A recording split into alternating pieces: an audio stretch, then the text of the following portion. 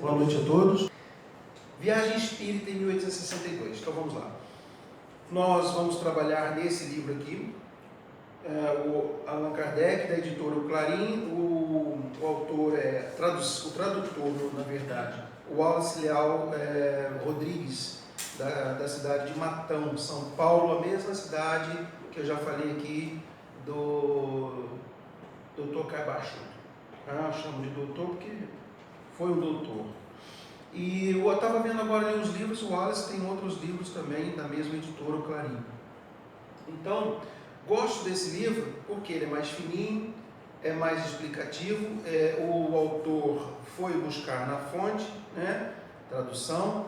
Tem o da FEB também, que eu vou mostrar mais à frente, mas eu prefiro bem mais esse aqui. É muito mais fácil de se ler esse aqui do que da FEB, e tem umas outras questões também que não convém aqui apresentar, falar. Então tá lá, o livro da FEB também é fininho, tá? E aqui o livro que nós estamos colocando. Essa é a última edição que eu tenho, não sei se já tem alguma nova edição.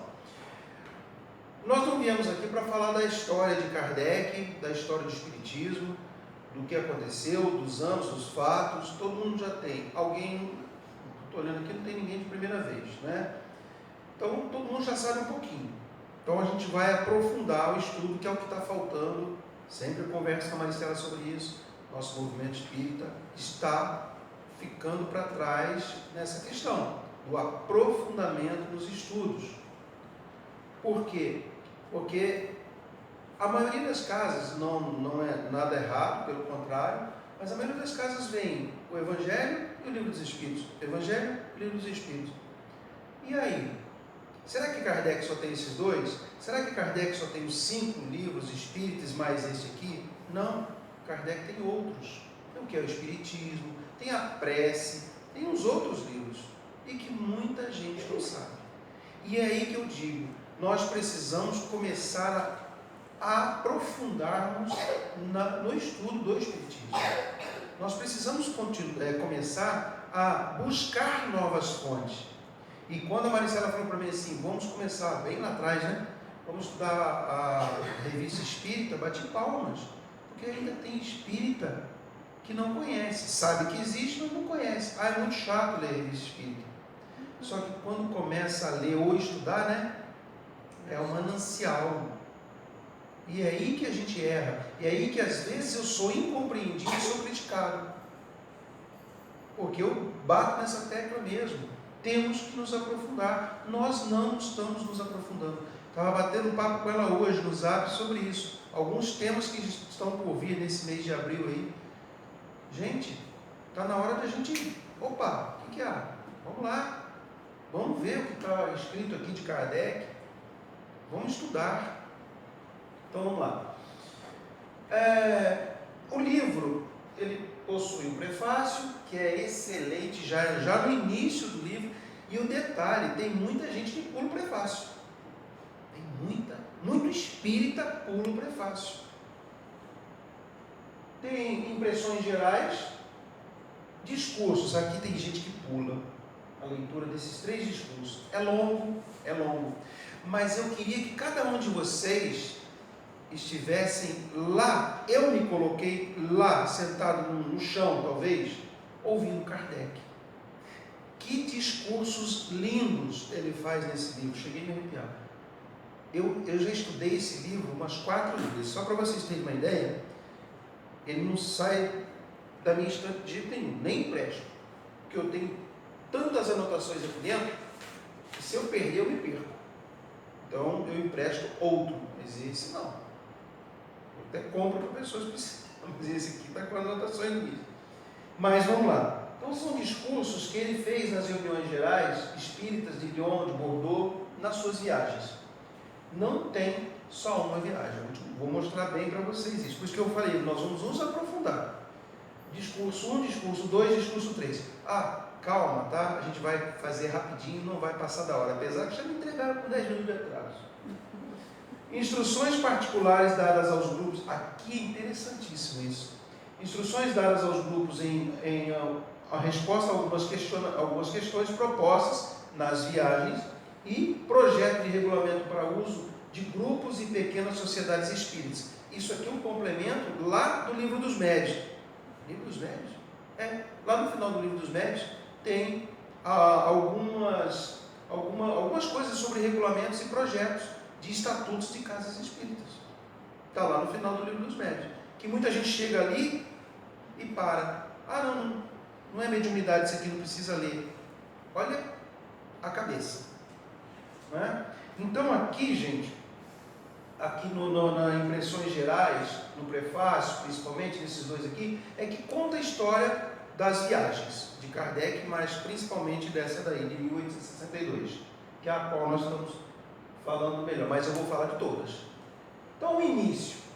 E aí, no livro, tem essas frases, onde tem os 3 pontinhos, significa que tem antes e depois tem mais coisas, mas o básico está ali para a gente ter uma noção, né? E também para vocês irem se instigar à vontade e lá iria, né?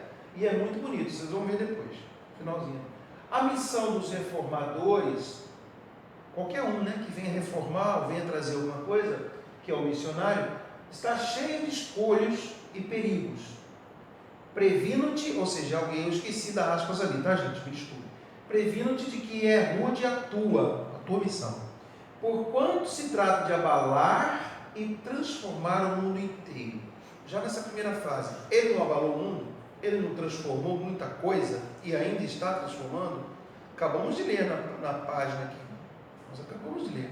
A paz, as famílias, nós vamos ver isso mais à frente. Suscitarás contra ti ódios terríveis, inimigos encarniçados se conjurarão para a tua perda.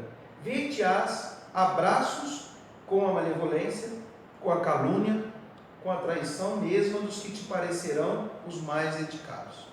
Se vocês forem ver a história de Kardec, aí sim, voltando, né, fazendo uma retrospectiva da vida dele, vocês vão ver que aconteceu tudo isso aí com ele. Os livros em Barcelona, amigos que o deixaram, aquelas pessoas que atiraram pedras na casa dele, quase queimaram a casa. Quem viu o filme viu isso. As tuas melhores instruções serão desprezadas e falseadas. Por mais de uma vez sucumbirás sob o peso da fadiga, cansaço.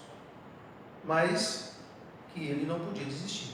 E que ele pergunta uma vez: e se eu desistir, se eu não aguentar? Outro virá em teu lugar. Numa palavra, terás de sustentar uma luta quase contínua com o sacrifício de teu repouso, da tua tranquilidade, de tua saúde e até da tua vida. Pois, sem isso, viverias muito mais tempo. Sem tudo isso aqui, a fadiga, esse cansaço, tudo isso aqui, Kardec ficaria um tempo mais do que os seus 60 e poucos anos. Que, aliás, amanhã é dia 31 de março. O que é 31 de março? Ninguém lembra? Não? Desencarne, falecimento. Olha a falta de estudo. É o desencarne, falecimento. Desencarne, essa palavra acho que não existe, é desencarnação de Kardec. Não existe desencarne? Eu acho que não. Vou ver o dicionário depois. Uma vez puxaram minha orelha com isso. Morte de Kardec. Morte. Falecimento. A passagem para o mundo espiritual, pode ser? Pode. Então quem falou isso para ele, nada menos que o Espírito de verdade. Claro, uma psicofonia, né? Não era ele que recebia. Bom, então viu que a vida dele não seria fácil, ele já tinha sido avisado, né? E não foi. Mas aí vamos entrar nas viagens propriamente dito.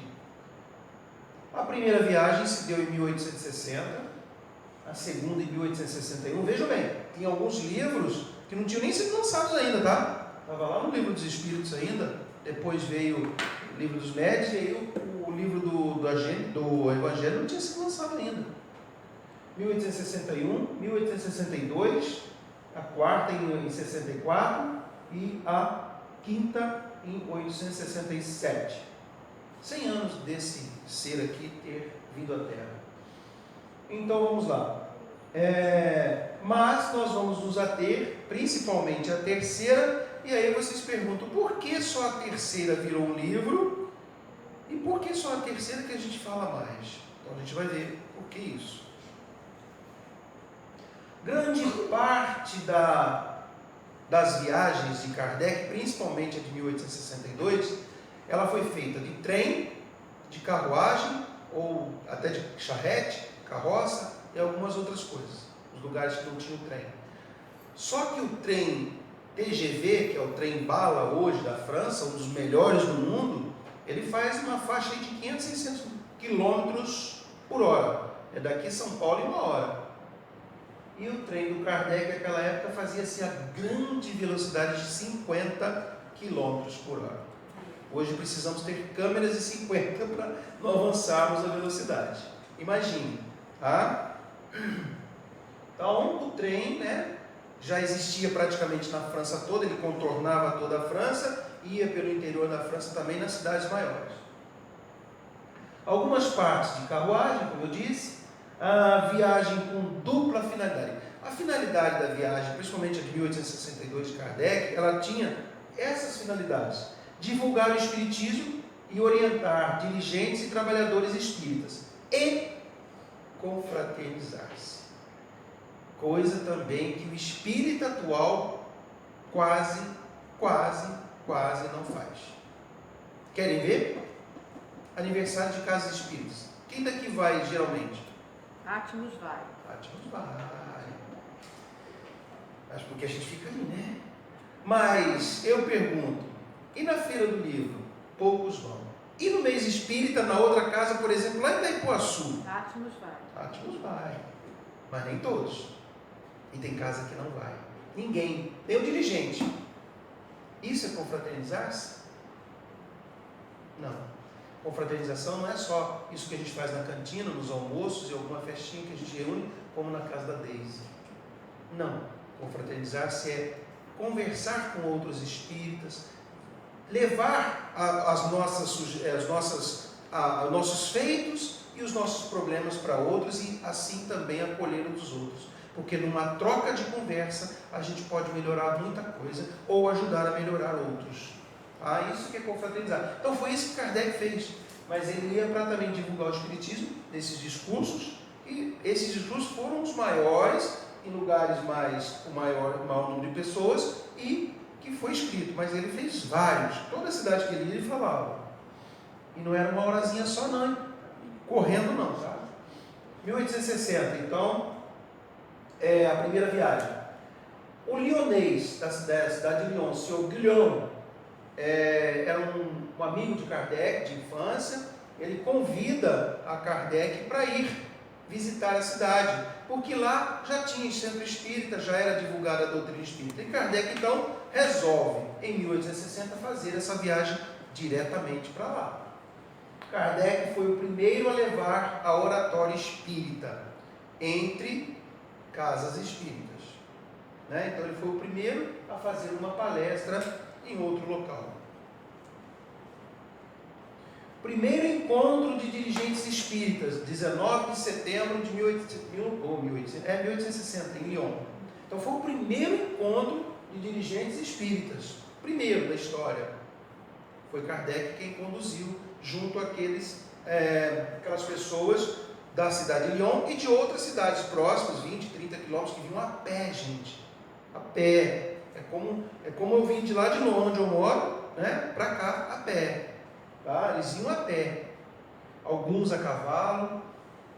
Está no livro. Kardec e o dirigente espírita da classe operária. Nessa viagem, na primeira, ele vai e se encontra com um senhor que era operário. Então, construtor civil, pedreiro, vamos lá. Ele e a senhora eram dirigentes da casa espírita. Então,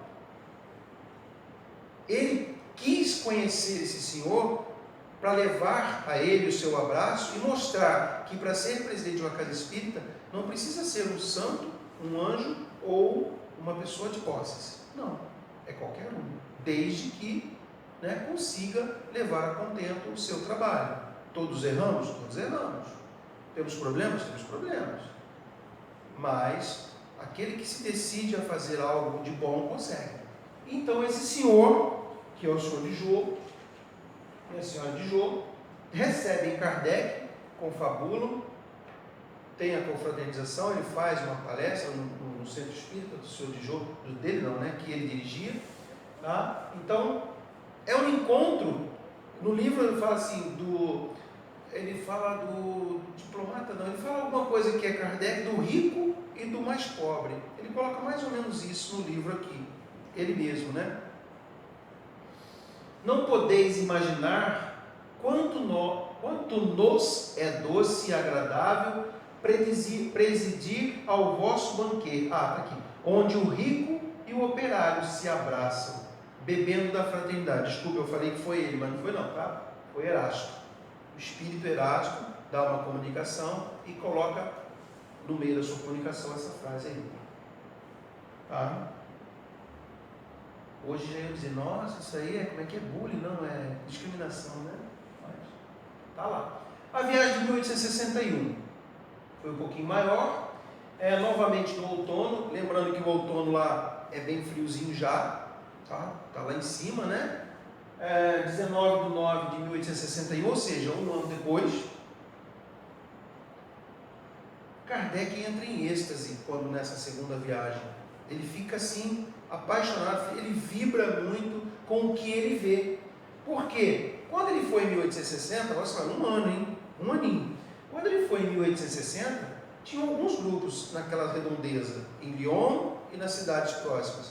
Só que quando ele chega lá, os grupos haviam se multiplicado. E ele fica muito feliz com isso. E aí já pronuncia o discurso, visita quase todos, né? Então ele fica muito feliz com tudo isso. E nós estamos eu já estou aqui 22 anos em Maricá, 23, só temos 8 casas. Uma já até desistiu, né, do movimento. Muitos operários vindo de léguas distantes. Operários, gente, a classe, né, aquela pessoa mais humilde, procurava a doutrina espírita. Enquanto que alguns de posse zombavam ou tentavam não permitir que acontecesse nas praças ou em algum lugar público, quando Kardec visitasse, ou quando eles queriam fazer um encontro maior, eles não deixavam. Aconteceu isso. Então eles vinham léguas. Os quilômetros eram falados, ainda acho que, se eu não me engano, na França ainda é léguas. Eu não sei quanto que dá, mas é 1,5 km praticamente, então uma légua, se eu não me engano. Queríamos partilhar convosco um verdadeiro ágape oferecido com a simplicidade antiga e o coração sincero. Kardec falando para todos na sua visita. E aí vocês viram que eu pulei 1862. Opa, por quê? Tem um porquê. Vamos lá. 1864, então já é a quarta, né? Kardec sai da França e vai à Bélgica, Bruxelas e Antuérpia. Essa daí, ele foi um pouquinho mais para passeio também, para relaxar. Já estava ali vários livros escritos, já estava, né, sendo atacado. Então ele foi até a Bélgica, Antuérpia, para visitar os espíritas dali, que não eram muitos, mas também para descansar um pouco. E lá ele se encontra então com Leon Denis, uma das poucas vezes que ele se encontra com Leon Denis. Reunião com simpatizantes da doutrina espírita fora proibida em público. Então o prefeito de acho que foi Bruxelas, ele proibiu, né, o encontro dos espíritas em praça pública, em local público. O que eles fizeram? Um dos senhores que tinha posse, tinha uma casa grande, um jardim grande e bonito, levou todo mundo para lá no seu jardim. E lá Kardec então faz a palestra. Então já tinha nessa época esse problema. Então, lá atrás, né? Então 1864, né, já acontecia isso. O que não acontecia muito na França, só em alguns lugares, onde o padre tomava conta.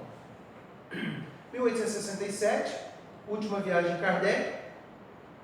Kardec visita Tours, cidade de Leon Denis, para se encontrar com ele. Se eu não me engano aí, acho que está embaixo. Isso, último encontro entre os dois, porque 2 anos depois, ou menos de 2 anos, Kardec desencarnaria. E Leon Denis prosseguiria com seus livros, com o seu aprofundamento na doutrina espírita. E aí é onde eu falo, querem estudar realmente? Leiam Leon Denis, quem era aquele Deolindo Amorim, né, que nós vimos aquele livro Diálogo das Sombras, Leon Denis, Deolindo Amorim e outros escritores querem se aprofundar na doutrina espírita. Vamos buscar esses livros. Os outros são importantes? São, como nós estamos estudando os mensageiros agora. O quanto a gente não aprende nesse estudo?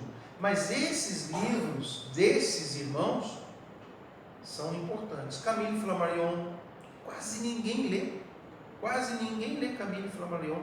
E foi o orador na hora de descer ao túmulo o caixão de Kardec. O bom senso encarnado. Ele dá esse apelido para Kardec.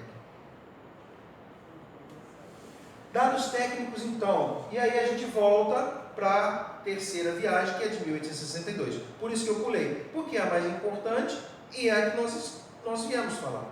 Então, tá aí. Então, a terceira viagem dele, de total de 5. Duração dessa viagem, 7 semanas, quase 2 meses. Ela se realizou no outono e no inverno de 1862. Vejam bem, nós estamos chegando no outono nosso aqui. O inverno nosso, alguns como eu, praticamente não usam cobertores, usam um lençol só. Mas lá é neve, principalmente no norte da França. É neve, né? Pouca, mas tem. A distância percorrida, está aqui, gente, ó, 693 léguas só nessa viagem, tá? Ele percorreu 4.570 quilômetros, mais ou menos. Ao todo, nas 5 viagens, a primeira foi pequena, a quarta de Antuérpia foi também pequena, ele praticamente percorreu 8.500 e poucos quilômetros. É praticamente você ir do Oiapoque no Brasil ao Chuí no Rio Grande do Sul, né? O Oiapoque ao norte até o Chuí no Rio Grande do Sul. Desceu direto, naquela época. Número de reuniões que ele foi, que ele presidiu, que ele falou, mais de 50 nas 5 viagens. Tá? Custos assumidos integralmente por ele. Tá? Ninguém pagou nada, ele foi com os próprios recursos. E está lá uma foto do trem, né? Aqui, ó, neve, ó. Tá vendo? Imagina o frio que não é, né? Aqui, o mapa da França. Parece ser um país grande, mas bem menor que o Brasil. Mas ele saiu de Paris, aí ele vem, aqui está em ordem alfabética. Troyes, Sens, Lyon, que é aqui embaixo, olha a distância de Paris para Lyon. Né? Avignon, Montpellier, Sète, Toulouse, Albi, Marmande, Bordeaux. Aí não dá para ler, porque é difícil. Algumas aqui é Rouen, ou Rouen, que muita gente fala, Saint-Germain, Saint-Pierre-de-Lyon, Tours, que é a cidade de Leon-Denis, Orleans, e voltou para Paris. Então ele fez isso aqui em 1862, em 2 meses. É grande, é longe. Então aqui, ó, 21 cidades ele percorreu. Tá? Primeiro resultado constatado, então, já agora nessa viagem. O imenso progresso realizado pela crença espírita. Então, nas 3 primeiras viagens, na terceira viagem dele, ele já constatou um grande progresso. Vamos lá. Em 1860, algumas centenas, na França, tá? Algumas centenas de centros espíritas. Já em 1862, foi difícil o cálculo. Aproximadamente 25 mil espíritas. E difícil calcular o número de... desculpa, eu falei casas espíritas, ali, pessoas, né? Foi difícil até calcular, saber o número de casas espíritas. Porque muitas eram em locais longínquos, lugarejos, e não tinham como se comunicar. Nem o telégrafo tinha naquela época. Dependia do correio a cavalo. Então, não se ficava sabendo de tudo. Não se tinha um censo como se tem hoje. Aproximadamente 25 mil pessoas em Lyon. E aquela época também não era tão populoso quanto hoje. Não é? Então, 25 mil... aqui ele coloca 25 mil espíritas, mas são aqueles simpatizantes, tá, gente? É aqueles que vão na doutrina, mas também vão na igreja católica. Tá? Fato notório acontecido nessa viagem. O espiritismo cresceu graças às pregações que lhes eram contrárias. Kardec percebeu isso, alertado pelos irmãos. Kardec percebeu isso. O que é isso? Lembram o que foi dito a Kardec quando do Alto de Barcelona, onde se queimaram os livros deles? Alguém lembra? Você não vale. Você não vale. Oi? Sim, mas o que aconteceria? Os livros foram queimados no Alto de Barcelona em 9 de outubro de 1861, se não me engano. O que aconteceria? Que falaram para ele? Ele queria rebater o bispo da região, de Barcelona. Ele queria mandar uma correspondência para ele, saber por que ele estava fazendo aquilo, o que ele tinha feito para a Igreja Católica por queimar os livros. E aí uma comunicação de Espírito de Verdade vem e diz para ele: calma, não faça nada, porque isso será benéfico para a doutrina. Mas como assim? Centenas de livros novinhos que tinham sido embalados e mandados para lá. Como assim? Os livros são queimados. A Rogéria falou a palavra ali agora. Aguçou a curiosidade. Por quê? Se faz, olha só a incapacidade pensante do ser, né? Que se achava alto no clero da igreja. Eu vou queimar em praça pública para todo mundo ver. Como se fosse lá atrás em Jesus, na época de Jesus, queimando pessoas hereges nas praças, na fogueira. Assim como aconteceu com Joana de Cusa, com seu filho. Só que aí o tempo mudou, o tempo avançou, melhorou, e hoje estamos melhor ainda. Hoje não se faz mais isso. Mas fizeram, né? Queimaram os livros. Tá, e aí o que aconteceu? O povo é danado. A Lara até comentou comigo agora na vida. Tinha uma van que entrou num gramado lá e sofreu um acidente. E eu não percebi, eu não vi. Parque Nancy. Mas o trânsito ali estava quase parado. Eu falei: meu Deus do céu, o que está acontecendo aqui? Não tinha nada. Aí eu vi ela e falou: por quê? O povo quer ver, é curioso para ver a desgraça do outro. Infelizmente. Nós somos assim. Então a pessoa foi devagar para ver o que está acontecendo. Gente, toca o carro, vamos embora, estava atrasado. E aí, o que aconteceu? Fez aquela pilha de livros na praça, toca-se fogo, faz-se um discurso, como está no vídeo, no filme. E aí o que aconteceu? O que acontece quando você toca fogo em livros fechados? O fogo não pega, ele apaga, porque não entra ar, não entra comburente ali, vamos dizer assim, para queimar. O oxigênio não entra ali. Então ele queima só de lado. E aí quando acabou aquela fogueira, o que o povo fez? Sua curiosidade. Os fofoqueiros de plantão foram lá ver. E aí, o que tem aí? E aí saíram espalhando. Olha aqui, respondendo as respostas que eu não tinha. A igreja não respondia. Aguçou a curiosidade. E aí houve uma divulgação do espiritismo muito grande no Alto de Barcelona. E aqui era a mesma coisa. Conta no livro que as igrejas, os coroinhas, alguém assim, o padre, ficava na porta: aqueles irmãos, aqueles senhores, aqueles fulanos da igreja são de Satã, não sei o que, ninguém vai lá. E aí o que acontece quando o cara fala isso? Mas eu conheço aquela pessoa, eu vou lá ver. E ia, e ficava. Não é assim? Então, fato notório foi isso. Está lá atrás, você vai sofrer e tal, mas no final, né, vai vencer. Então foi isso. Aí eu apontando para cá e para lá, né? Outro fator importante dessa viagem, a seriedade com que se encarava o espiritismo, moral e filosófico. Nas duas primeiras, Kardec não notou tanto isso, mas na terceira, principalmente os estudos mediúnicos, médiuns, apareceram aos montes. Ainda tinham aqueles que se vendiam, faziam a coisa paga, né? Saíam como se fosse um profissional da mediunidade, mas a maioria daqueles irmãos que estavam seguindo ali a doutrina já há 2, 3 anos ou mais, se tornaram médiuns excelentes. Inclusive Kardec ficou muito feliz com muita evangelização. E olha, na codificação de Kardec não falava tanto de criança, gente, e já tinha evangelização. E isso Kardec ficou muito feliz. Está no livro isso aqui. Principal reunião em Lyon compôs-se de 600 pessoas aproximadamente. Olha só. É um Divaldo da vida hoje, né? Um Raul quando estava falecendo. Diversas pessoas e dirigentes de vários grupos de diferentes localidades. Primeiro encontro espírita da história. Então esse aqui é considerado o primeiro encontro espírita da história, presidido por Kardec. Tinha que ser, né, gente? Tinha que ser, né? Os grupos espíritas possuíam, em sua generalidade, não eram todos, boa direção e neles reinavam a ordem e o recolhimento.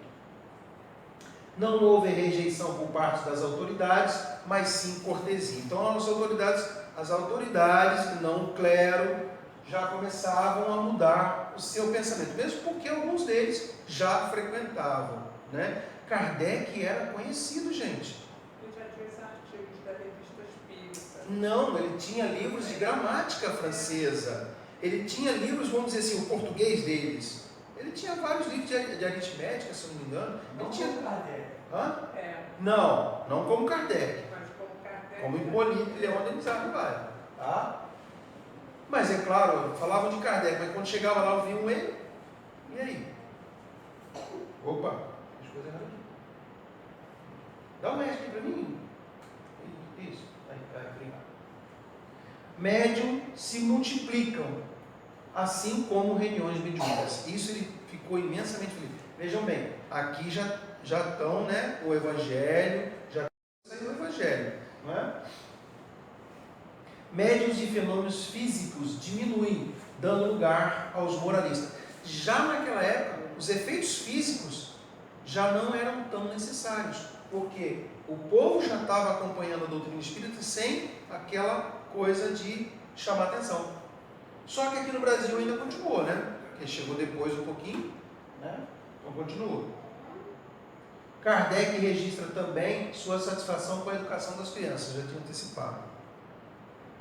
Recolhe casos descritos de obsessão para depois colocá-los na revista espírita. E estudar, responder e colocar na revista espírita. Então lá na revista espírita tem vários casos que ele recolheu nessas viagens. Olha só a importância dessa viagem, principalmente essa. Kardec percebe que grande parte da nobreza é apenas simpatizante. Eu já disse lá no início, quando eu falei do seu Dijô, que era o presidente daquele centro espírita. Os mais abastados, né, a nobreza, elas ia lá para se mostrar, né? Vamos dizer português claro. Kardec considera importante a qualidade e a seriedade, e não a quantidade de adeptos. E eu já vi aqui em Maricá, já presenciei pessoas que não, nossa casa tem que ser grande, nós temos que, né, conquistar mais gente, vamos fazer uma casa grande. Não é isso. É melhor 100 centros espíritas com 10 pessoas do que 10 centros espíritas com 100 pessoas. A afinidade, a atenção que se dá aos estudos é bem melhor naquela casa que tem menos gente. Então, quando a Maristela estava aqui, eu não falei nada. Ela, gente, a casa está vazia, 7, 10, gente, a casa está vazia. Está vazia da gente, encarnada. Mas eu falei depois, se encarnar a pessoa. Ah, falou? Não ouvi. Falei. Ela falou 2 vezes para mim, falei, fiquei quieto, porque eu sabia que tinha aqui dentro, fiquei quieto. Tá? Então, é a seriedade e a qualidade, não a quantidade. Tá? Kardec classifica aqui, é interessante, ó, os adeptos em 3 tipos. Deixa eu correr, deixa eu puxar meu orelha de novo. Já puxaram da Deise, a mim. Curiosos.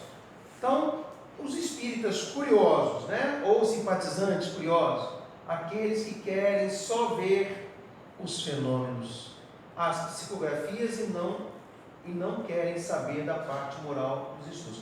Marlene estava lá nessa época, quando eu fiz essa palestra, foi a primeira vez que eu apresentei, foi no nosso lar. É uma coisa interessante em relação a essa questão de fenômenos. Eu não me lembro o que estava para acontecer, eu não me lembro. E nós estávamos em reparo, estava em obra o salão que tinha fundado, e nós ficamos praticamente um mês ou dois na salinha, na casinha de madeira, não foi? Então a palestra era num cantinho apertadinho e ficava a gente do lado de fora. E eu estava preparando o painel para apresentar essa palestra, o banner, aquele todo, né, aquele negócio branco, acertando o projetor.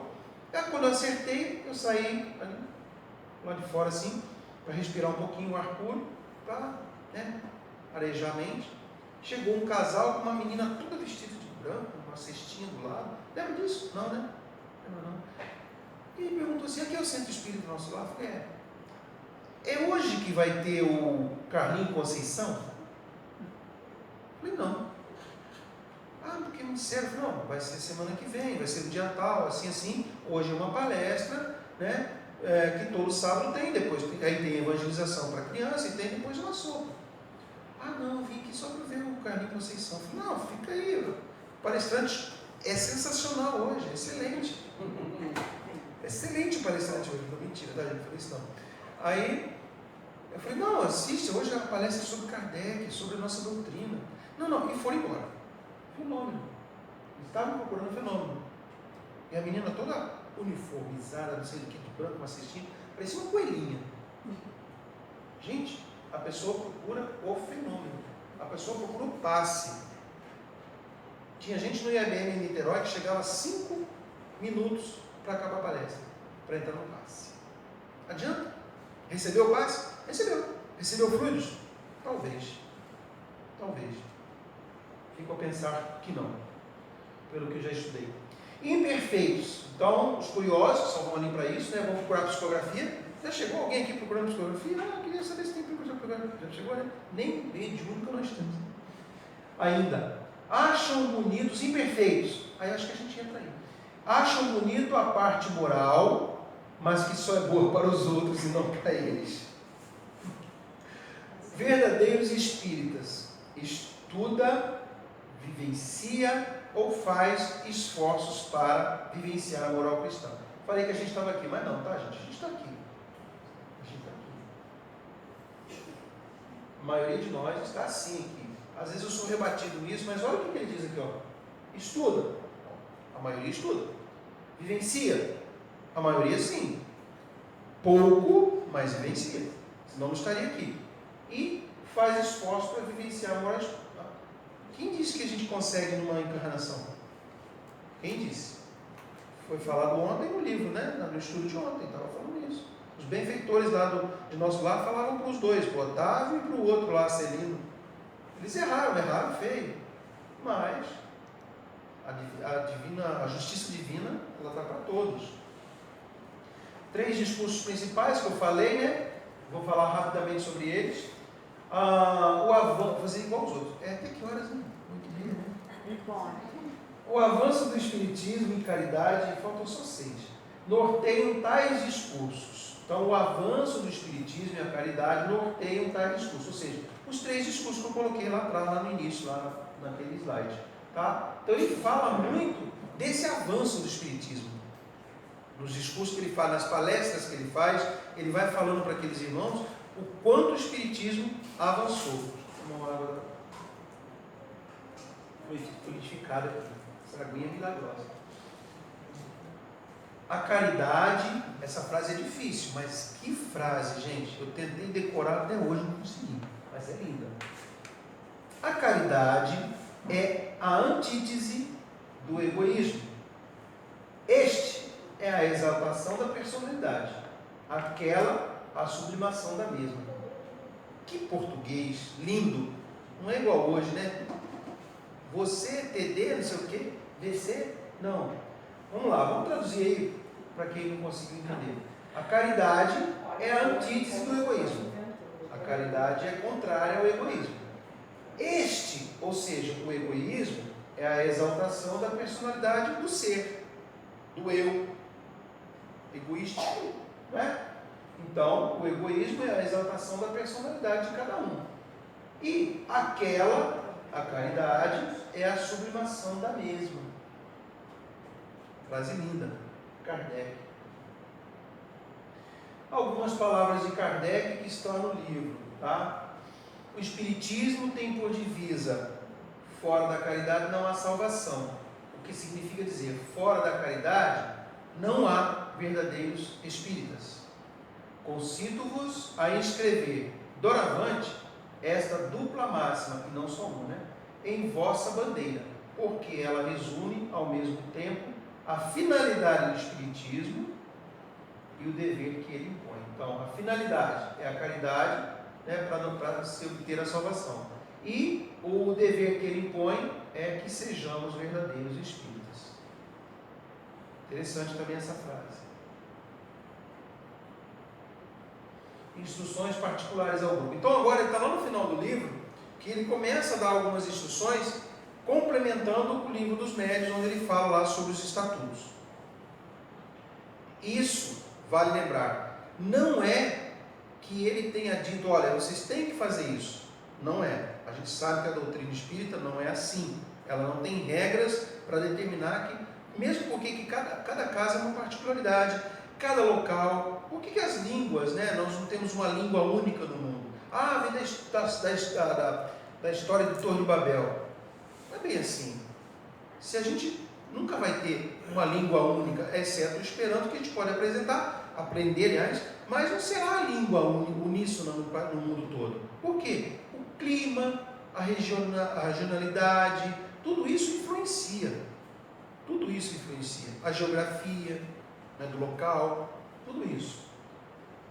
Instruções particulares aos grupos. Kardec responde a algumas questões propostas por dirigentes. Então, naquelas reuniões, naquele primeiro encontro espírita, naquela coisa toda que aconteceu nessa de 1862 principalmente, ele responde algumas questões para eles, tanto na viagem quanto pela revista espírita. Tentativas de ridicularizar o espiritismo. Várias tentativas. Está lá no início, né, que o Espírito de Verdade falou para ele de ridicularizar, mas nunca conseguiram. E até hoje, o desinteresse moral e material será sempre a resposta mais peremptória a ser dada aos detratores da doutrina, aqueles que falam mal. Então, o desinteresse moral e material será sempre a resposta para esses detratores. Projeto de regulamento. Em várias localidades solicitaram conselhos para a formação de grupos, né? Primeira condição que Kardec coloca para isso, para se criar um estatuto, para se criar um grupo espírita, principalmente. Ah, vamos fundar um grupo espírita? Só se funda se ele tiver fundado lá em cima já. Não adianta. Pode abrir as portas, mas ele vai fechar. E rápido. Não é demorado, não. É rápido. Tá? Para vocês terem uma ideia, na própria história que eu contei aqui, de Caibachuto, eu não me lembro agora,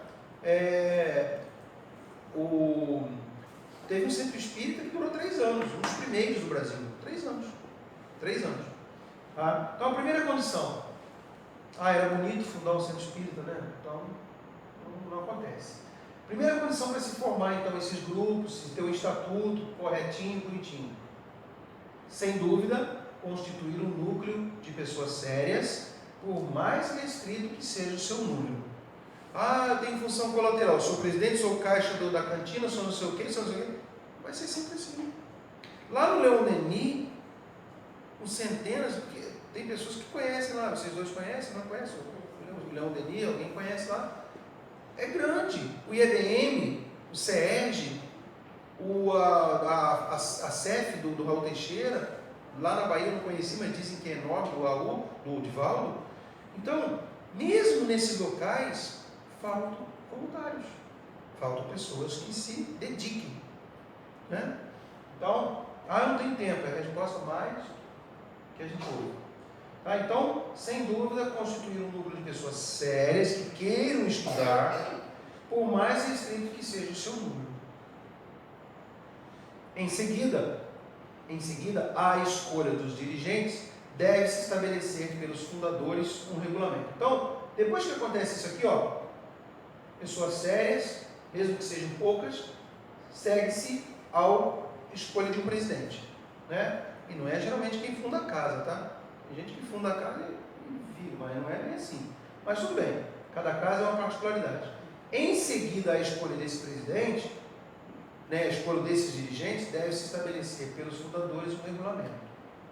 Então, Kardec coloca essas duas condições. E aí vamos finalizando, chegando já na avaliação que Kardec faz dessas viagens, ou pelo menos até a terceira, né? Satisfatória, ele está falando aqui da 1862, satisfatória e instrutiva pelas observações colhidas. O que ele pôde verificar e presenciar. Ainda há muito o que fazer, mas as dificuldades devem ser vistas como estímulos. 160 e poucos anos, ainda há muito o que fazer, né? Ainda há muito o que fazer, mas as dificuldades devem ser vistas como estímulos. Quanto que nós nos estimulamos durante a nossa pandemia? Nossa não, quem criou a pandemia? Eu não criei nada. Quanto que nós aqui fizemos para manter as palestras, para divulgar a doutrina, para não deixar a casa parada, né? Não foi isso? A gente vinha para cá, a gente gravava, a gente colocava, e sem buscar nenhum elogio por isso, porque a gente está fazendo o nosso dever. Mas hoje ela me fala que de um amigo que está vindo à casa agora, que adorou as filmagens. Isso para a gente é gratificante. Não pelo que a gente fez, mas pela divulgação da doutrina. Por quê? Porque a gente atingiu o alvo, que era pelo menos 1 ou 2 ou 3, fora a gente aqui, que está acostumado com isso já, a ver essas palestras. Evoluímos. Eu recebi recados de amigos de fora, do Rio de Janeiro, de São Paulo, Minas e um do Mato Grosso, que eu enviava os links, eles viam e me mandavam. Tá? Então, e eu falei para a Maricela hoje, eu fiquei muito arrasado, ela participou disso, ela viu isso, tanto que eu parei de fazer, né? Ela teve que se virar com a Juliana rapidamente, me bloqueou. Eu fui fazer uma limpeza no meu HD externo, deletei tudo o que eu fiz em 2 anos e não consegui recuperar. Aquilo foi um baque para mim, que eu estou voltando agora a fazer. Já faz 1 ano isso. Pra vocês terem uma ideia. Foi um baque muito grande. O resultado dessa viagem deu-nos grande satisfação moral sobre o duplo aspecto das observações colhidas e da constatação dos imensos progressos do Espiritismo. Isso está na revista de novembro de 1800. Olha só, eu perdia tempo, gente. Eu perdia tempo. Em setembro ele estava lá, quando ele já chegava, ele já lançava. Ou então ele já vinha ali escrevendo. Interessante, né? O primeiro resultado que pudemos constatar foi imenso. Foi o imenso progresso das crenças espíritas. Isso já está até lá atrás, né? Então, o Espiritismo cresceu grandemente naquela. E dali se espalhou pelo mundo. A exemplo de Paulo. Para a gente finalizar, coragem, pois, e perseverança. Não recueis ante os obstáculos. E aí eu estudando essa palestra ontem, hoje, eu parei para analisar esse tempo todo, né, que a gente foi impedido de vir à casa espírita. Por um lado foi bom, porque nós pudemos nos reinventar. Nós nos reinventamos, principalmente nós aqui do Átimos. Estava conversando com a Maricela até hoje, agora há pouco. É uma das poucas casas, daqui de Maricá é a única, posso dizer isso sem dúvida nenhuma, que fez as palestras, praticamente todas, gravadas ou não gravadas, e que apresentou e não faltou nenhuma quinta-feira. Tá? Isso não é orgulho assim exacerbado, mas é a constatação do compromisso com a doutrina espírita e com a casa. Com as pessoas que frequentavam que ficaram perdidas. Vamos lá. O campo não se torna fértil sem a dádiva do suor.